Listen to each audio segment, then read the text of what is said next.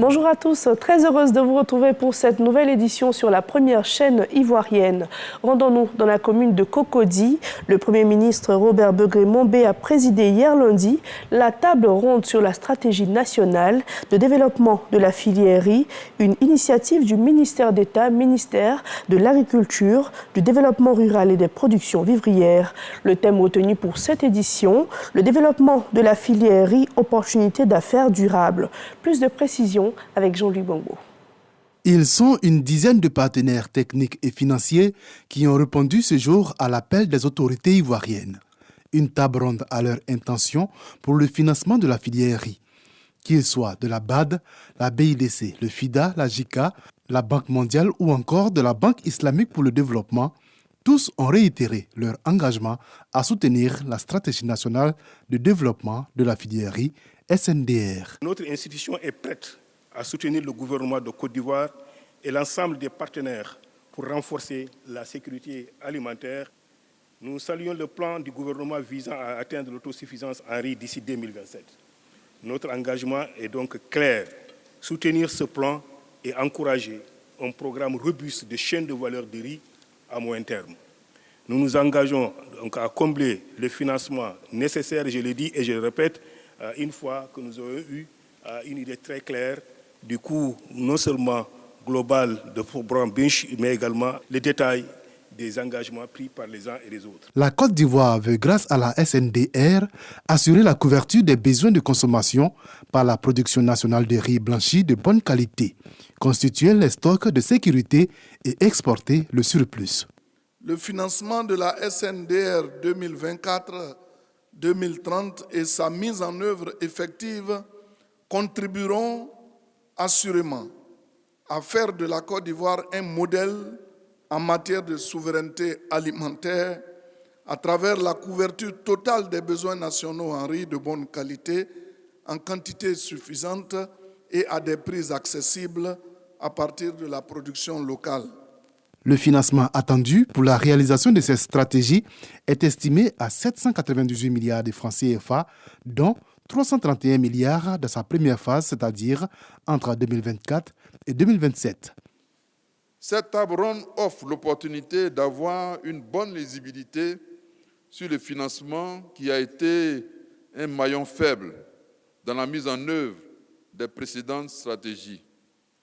Nous avons fondé beaucoup d'espoir dans son organisation. C'est pourquoi je voudrais porter à l'attention des partenaires techniques et financiers, des familles professionnelles de la filière riz, des futurs investisseurs et des administrations ivoiriennes que les résultats de la SNDR 2024-2030 feront l'objet de revues périodiques au cours des comités interministériels des matières premières que je vais présider moi-même. Le Premier ministre espère qu'avec la contribution et la détermination de tous, l'atteinte de l'autosuffisance alimentaire en riz sera rapidement une réalité. Rappelons qu'entre 2008 et 2022, les importations de riz ont atteint 1,5 million de tonnes pour un coût total de 830 millions de dollars. La nouvelle stratégie devrait aider la Côte d'Ivoire à atteindre une production de plus de 4 millions de tonnes de paddy et couvrir les besoins nationaux.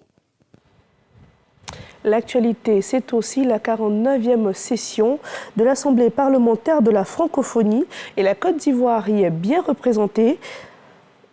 Ces travaux vont porter sur l'intelligence artificielle et la crise politique dans l'espace francophone. Suivons ce compte-rendu de Kader Segodogo.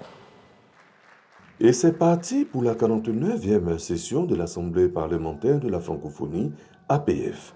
Les travaux se tiennent à Montréal, au Canada. Plus de 380 délégués, issus d'une cinquantaine de parlements, ont effectué les déplacements. Plusieurs interventions au cours de la cérémonie, notamment celle de Francis Drouin, le président de l'organisation qui est en fin de mandat. Jeunesse et diplomatie auront marqué ces 2 années de présidence. Et la trajectoire actuelle est l'intelligence artificielle, une vision qui cadre bien avec celle de la Côte d'Ivoire. Kandia Kamisoko Kamara, président du Sénat de Côte d'Ivoire, s'en réjouit. C'est une question qui est d'actualité aujourd'hui parce que c'est quelque chose qui contribue non seulement à la modernisation de nos parlements, mais aussi à la transparence et à la sécurité des actes que nous allons prendre dans nos différentes chambres. Et à côté de cela, il faut dire aussi que d'autres questions d'actualité vont être abordées au cours de cette assemblée, et notamment les questions climatiques, la question du genre dans toutes les politiques qui sont menées. Avec son statut d'ancien président de l'APF, Adama Bictogo, président de l'Assemblée nationale, situe les enjeux de cette session. Notre présence ici donc traduit cette volonté affichée du président et de la Côte d'Ivoire d'être donc à tous les grands rendez-vous. Comme vous le savez, l'Assemblée parlementaire francophone regroupe tous les pays francophones, permettant ainsi à tous ces pays francophones de non seulement faire la promotion de la langue française, mais d'aborder certains sujets d'actualité.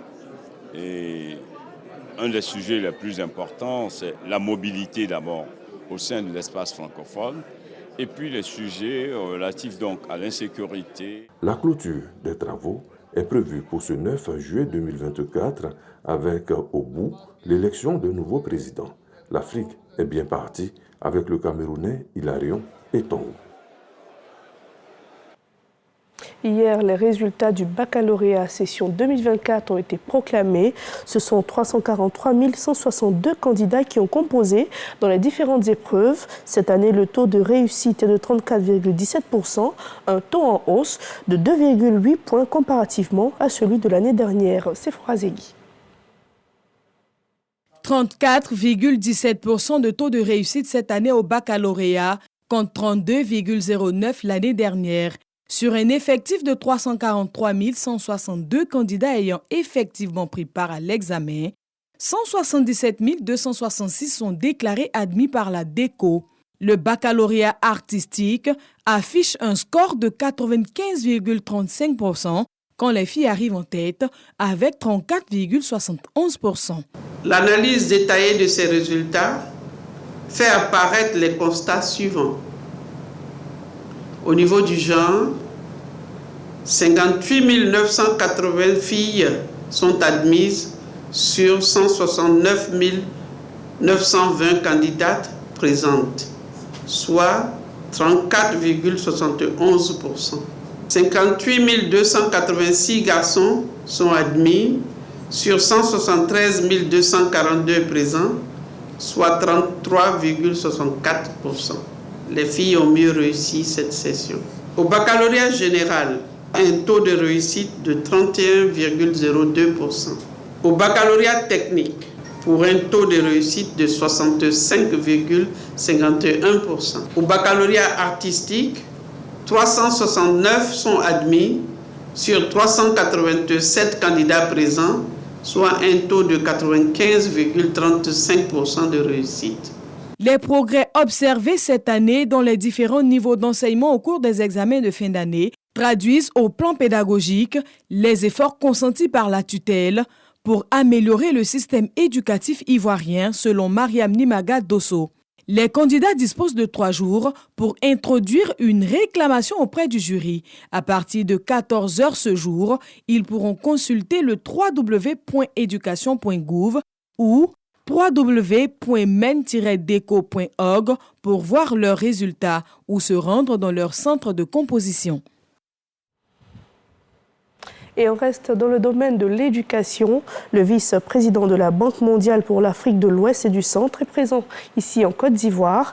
Il a pris part à une séance de travail avec les ministres en charge de l'éducation et de la formation des jeunes. L'objectif est de mettre en place un programme en adéquation avec la formation et l'emploi. Issa Chonoyo. Assurer une adéquation formation-emploi pour une insertion des jeunes dans le tissu social. Cette préoccupation a fait l'objet d'une séance de travail entre le vice-président de la Banque mondiale pour l'Afrique de l'Ouest et du Centre et les ministres en charge du secteur. Les chantiers les plus importants sur lesquels la Côte d'Ivoire est en train de travailler actuellement, des résultats qui ont été obtenus à date, et c'était pour nous l'occasion de les féliciter pour les progrès extrêmement importants qui ont été déjà enregistrés, qu'il s'agisse de l'amélioration de l'accès à l'éducation, qu'il s'agisse de l'amélioration de l'équité pour que les jeunes, quel que soit leur lieu d'habitation, milieu urbain, milieu rural, leur genre, filles comme garçons, qu'ils assistent de la gouvernance ou également des mesures importantes qui sont en train d'être considérées pour le renforcement de la qualité, et tout ceci ayant pour objectif de contribuer à l'employabilité. Le ministre Kofi Nguessa, au nom de ses pairs, a salué l'initiative de la Banque mondiale. Je remercie la Banque qui nous a accordé un peu de temps pour présenter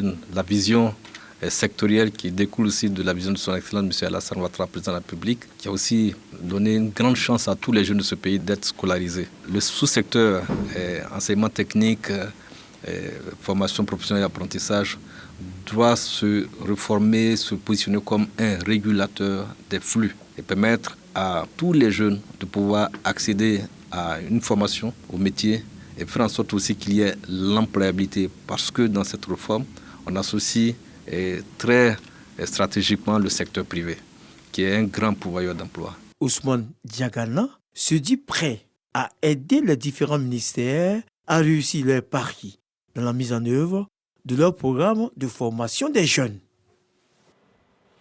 Un cadre de réflexion a été initié par la Haute Autorité de la Bonne Gouvernance. Ces travaux vont permettre d'élaborer un mécanisme pour protéger efficacement les lanceurs d'alerte. Rappelons que le gouvernement de Côte d'Ivoire a fait de la lutte contre la corruption un axe important de sa politique de gouvernance. Et ces lanceurs d'alerte participent efficacement à ce projet.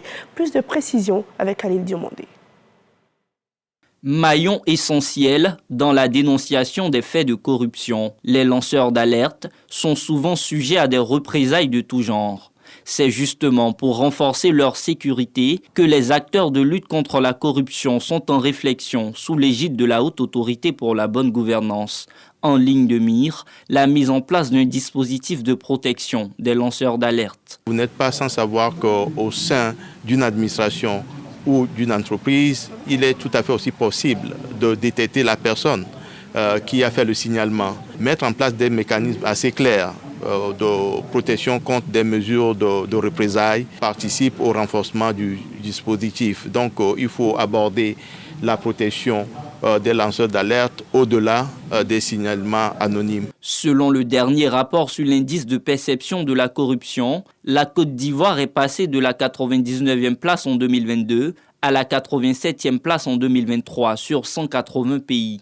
Un progrès de 12 places réalisé grâce à l'implication des dénonciateurs. Le président de la Haute Autorité pour la Bonne Gouvernance attache donc du prix à ces réflexions qui devront aboutir à une proposition de loi nationale en vue de protéger les lanceurs d'alerte.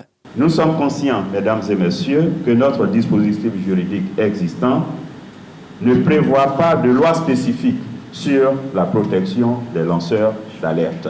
En tant que président de la Haute Autorité pour la Bonne Gouvernance, nous nous engageons à mettre en œuvre pour la Côte d'Ivoire ce dispositif juridique afin que les lanceurs d'alerte puissent continuer à agir en toute sécurité. En initiant ce cadre de travail, la Haute Autorité pour la Bonne Gouvernance emboîte le pas à l'Union africaine.